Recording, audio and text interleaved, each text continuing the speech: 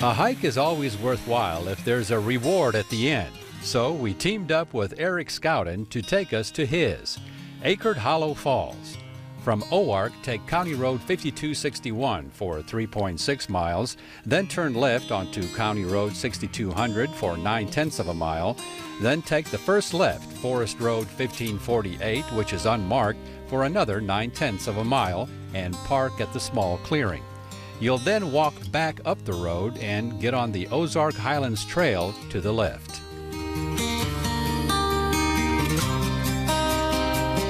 So Eric, then after about 60 feet or so on the Ozark Highlands Trail, this is the point right here where you said you veer off to the right.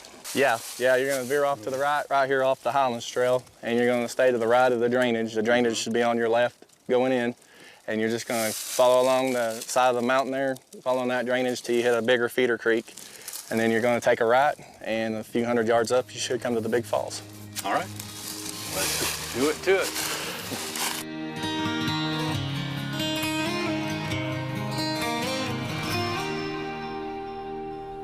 This hike into Acred Hollow is 1.2 miles round trip and is rated about a medium bushwhack.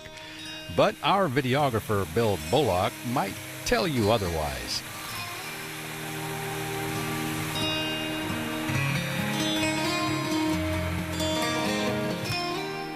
Now we're coming up to the point here, Eric, here running water, so this is, I guess, where we're going to veer off to the left down the drainage. Yeah, Chuck, whenever, like you say, you start to hear some water, you should start seeing a set of bluffs to your north over here. And when you start seeing them, you need to start heading down the hill towards that area.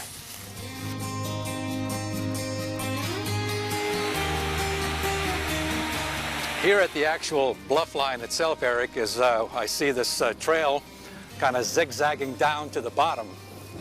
Yeah, it gets a little steep right here, Chuck. You got to kind of make a right-hand turn here to go underneath the bluff line. You'll notice a rock right over there to your left that kind of helps you guide the way down. But you can just follow the bluff line on around and right up to the side of the waterfall. All right. Well, there she is, Eric. Hey, where's the hike over here?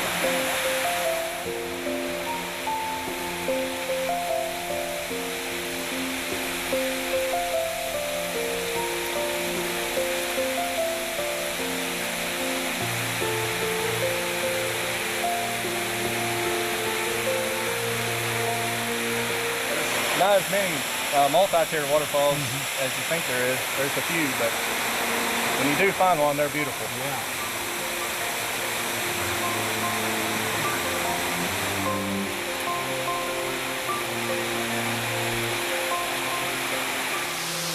Tell us, Eric, what do you enjoy about taking people to waterfalls like you did us here to this one?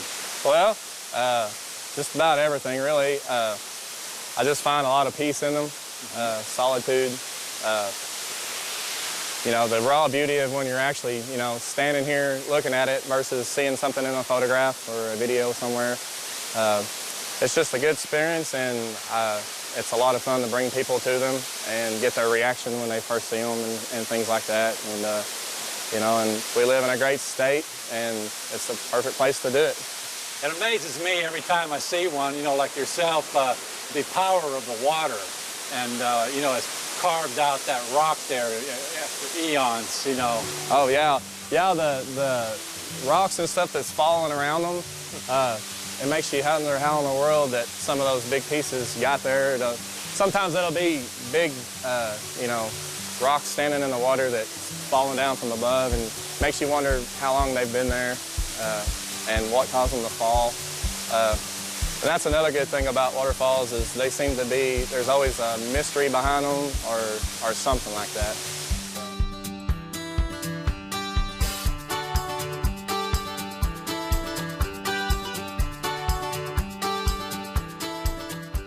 Along with taking folks hiking to see waterfalls, Eric also enjoys waterfall photography.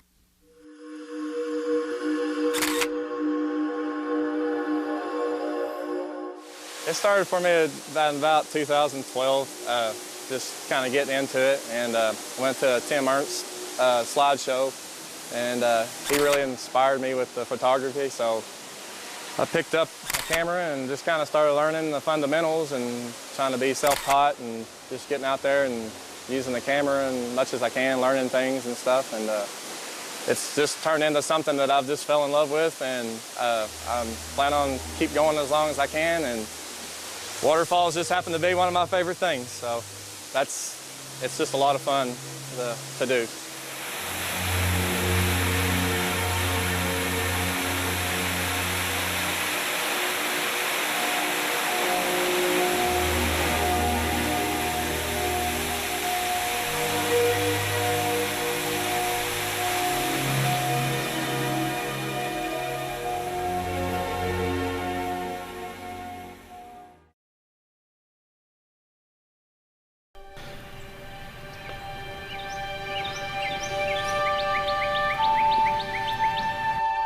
If you've never been to Garvan Woodland Gardens near Hot Springs, then folks, you're really missing out. Now, we were here before, but we had to come back this time for the Tulip Extravaganza.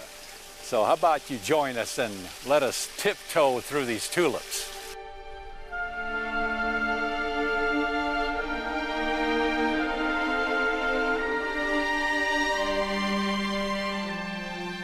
More than 150,000 tulip bulbs put on quite the colorful display throughout the gardens, usually from mid-March to about mid-April, depending upon the weather.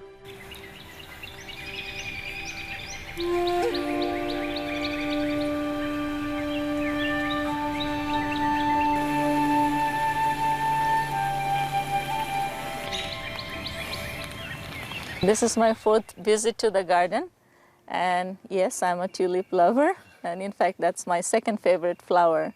And I enjoy this look, the wavelength of tulips all over in the garden, and it's just amazing. You know, God created the flower and trees and everything on the 6th day, so it's the ornaments of a beauty. So I'm really thrilled with this look, and I'm looking forward to come back again.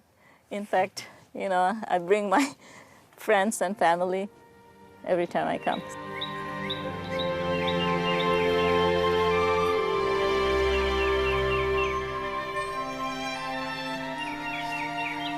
It is our first time here, and the tulips are amazing.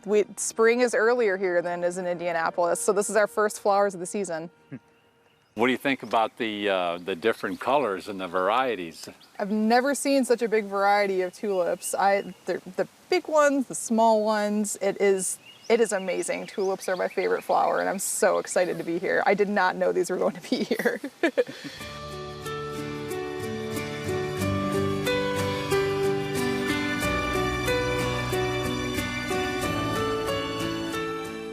Yeah, I'd say it surpassed my expectations. I didn't expect this many varieties and this many colors out here this year.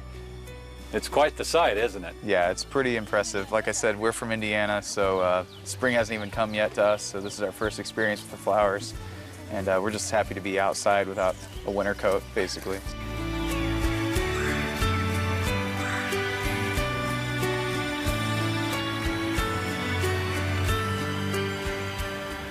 The work on this Tulip Extravaganza at Garvan Woodland Gardens begins about 1 year in advance.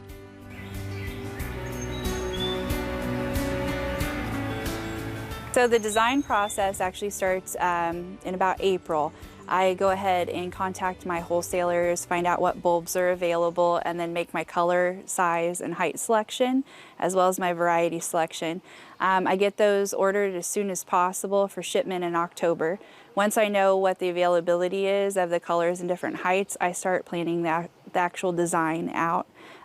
This year we went with a wild-inspired design where I used very bold lines and contrasting colors to create almost a pop art or tattoo art type effect, and had some new mixes.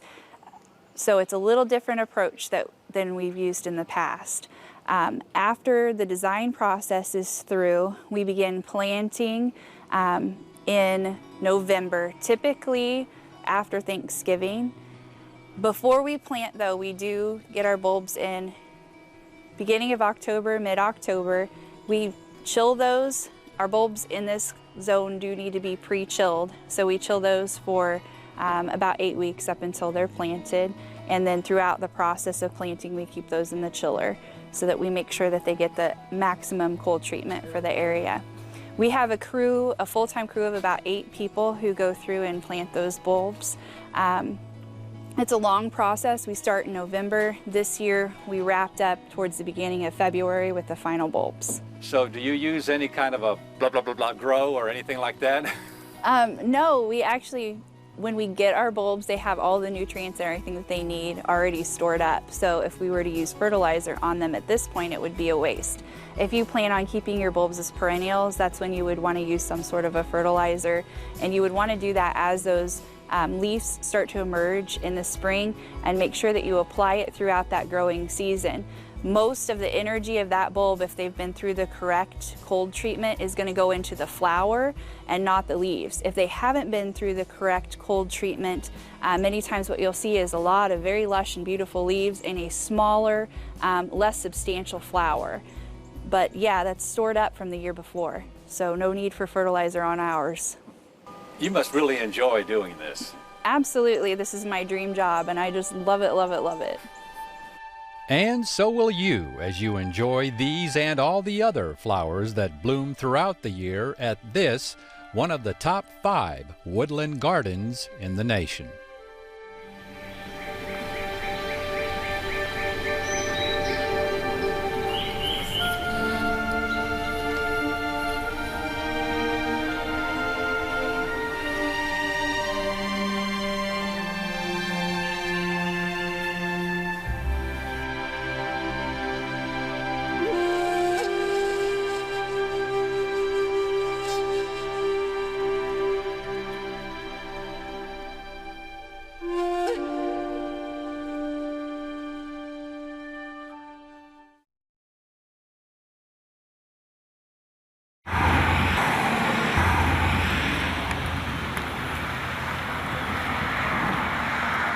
While driving along Business Highway 62 in Prairie Grove and just across from the Prairie Grove Battlefield State Park, you may do a double take just like we did.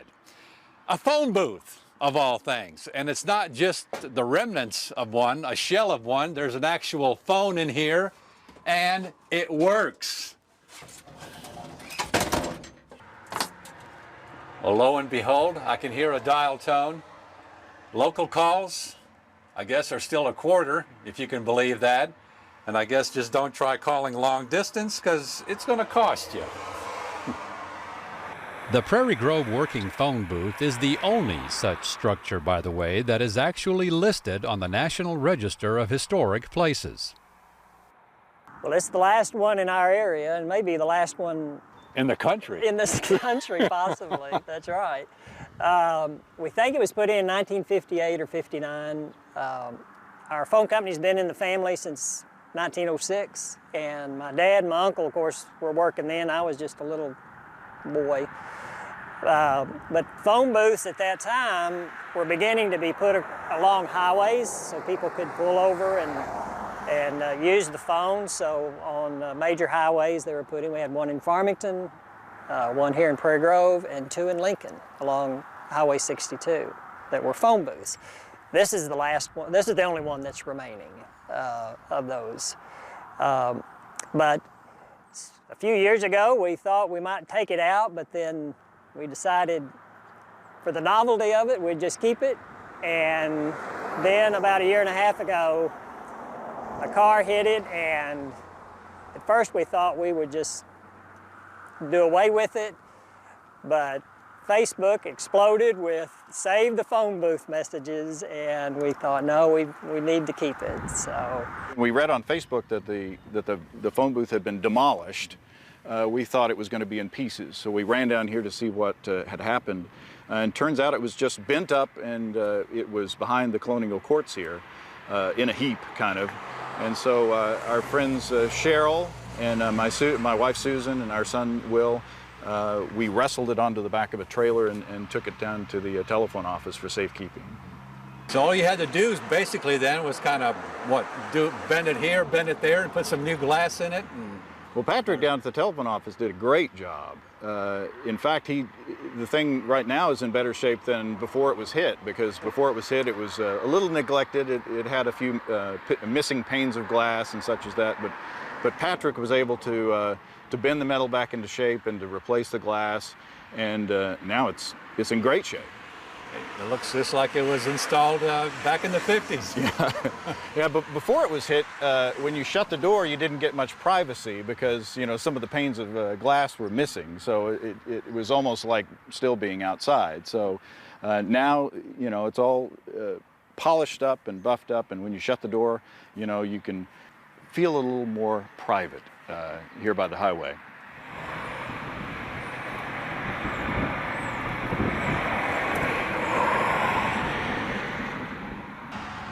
There's even the phone book in here, Prairie Grove phone book, so I guess I can call a restaurant here and grab lunch later. Penguin Ed's, that sounds good. Try this out here for real. There's 521 3663. We'll see how late they're open here.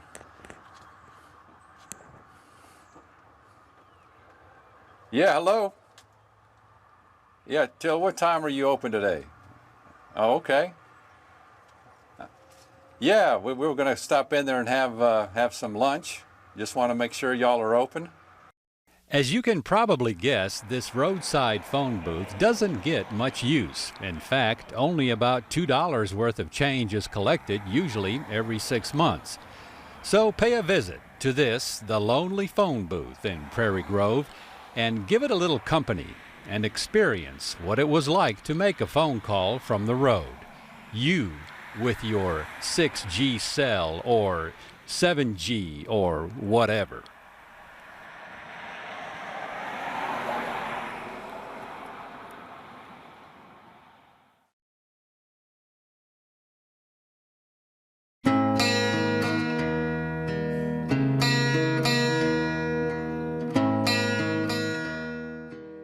Along scenic Highway 7 in the Ouachita National Forest in the tiny community of Hollis is the Hollis Country Store. It alone is worth a story, frozen in time since the early 1930s. But the other story here is owner Connie Hawks. 2 bologna sandwiches with everything on it. Mayonnaise or mustard? I'll take mayonnaise for mine.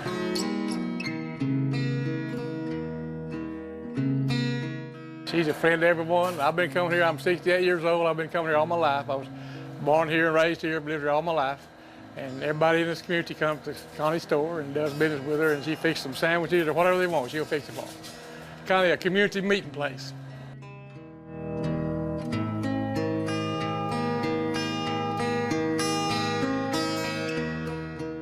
Well, back in 2000 when we moved here originally, you'd had a big ice storm in December. And we came down after moving into the house, and we saw this country store here, and all these trucks were around. And inside we walked in, you could smoke at that time. And there were people sitting in here drinking coffee. It was like just like the Beverly Hillbillies on television. It was a bunch of good country folk in here, and Connie was in there, and there was a radio going. And everybody was just good people sitting around talking about fishing and hunting and the whole works. It was quite interesting. So what do you enjoy about a place like this and a person like Connie? Well, the down-to-earth goodness of the people, of course. And you get somebody like Connie, she is the backbone of this whole community here in Hollis. If there's a fire going on, she's a member of the fire department. She has the fire radio if there's accidents. And they're always having accidents with motorcycles in the summer on top of the mountain where you have those 2 curves. And she's got the emergency responders radio with the fire department, the police department out of Perryville. And it's just great to have her here in all the community. She supplies the food, the gas, everything for the people in the community. She's the backbone. It's great having her here.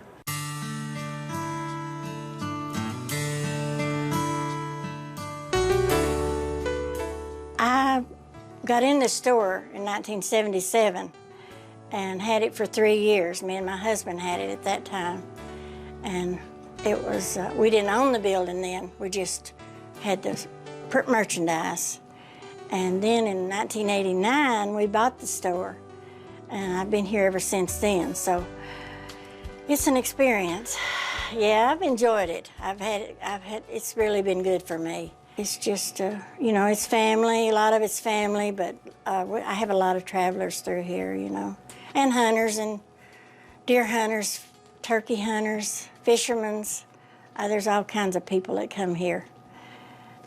Now, about your bologna sandwiches, I understand they're almost world famous now, huh? Oh yeah, everybody likes sandwiches.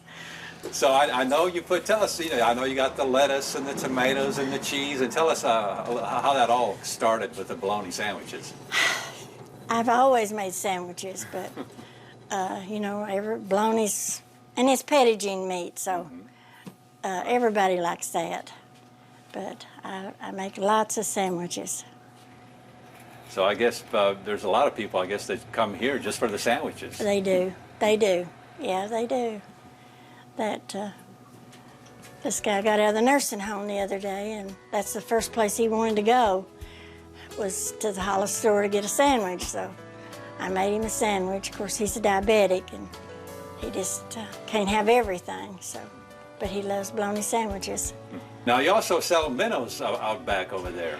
Yeah, I sell minnows and worms and fishing gear. A lot of fishing in this area. We got to have the river here, and we have 4 little watershed lakes that people fish in, and of course Nimrod is 9 miles, so there's a lot of fishing going on here. So I guess every day is an adventure here at the Hollis Country Store. Every day is different. Yes, it's a lot of people come, sit and talk and drink coffee and get gossip. Just a lot of people in and out.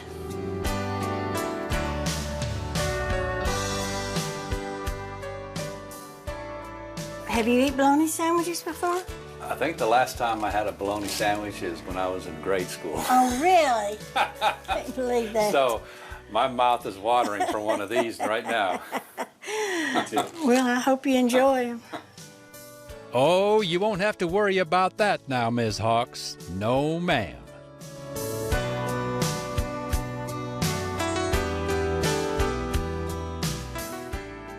So after you get your bologna sandwich and your minnows at the store, come down here to the South Fush Lafay River and try your luck. And to view this episode again or any one of our others, visit our website at aetn.org/exploringarkansas. And don't forget to like us on our Facebook fan page. And we'll see you again the next time for another exciting adventure on Exploring Arkansas.